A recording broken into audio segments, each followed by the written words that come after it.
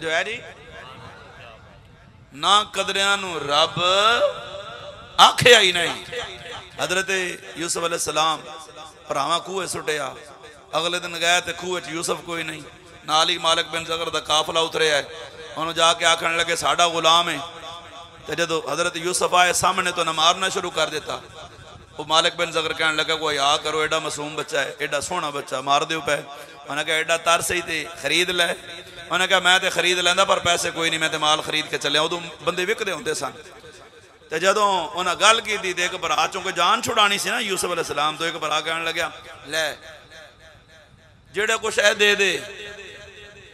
انہیں جیب چاہت ماریا. قرآن کہندہ وَشَرَوْهُ بِثَمَنٍ بَخْسٍ دَرَاهِمَ مَعْدُودًا.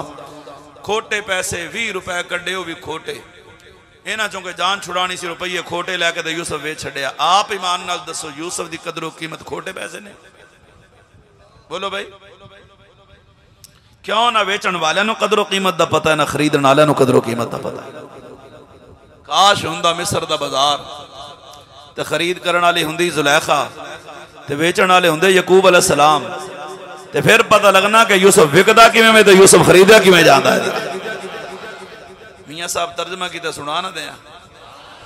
آپ فرماندے نے فرمایا چام چڑی دے اوے نخر یارا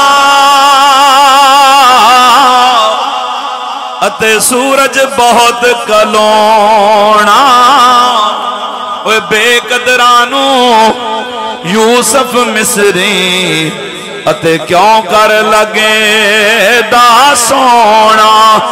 جے قیمت یعقوب کریں دا اتے مل زلیخا لین دی جان دیں دی ایک دید دے بدلے تے او بھی قبول نہ پین دی.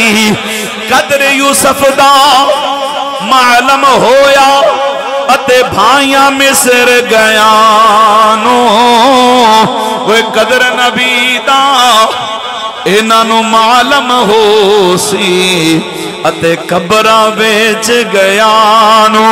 قدر گھٹاونے نا شرماونے اتے شرما دور ہٹائیاں.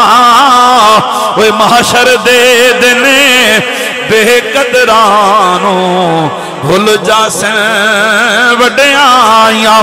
قدر نبی دا اے کی جان اتے دنیا دار کمینے.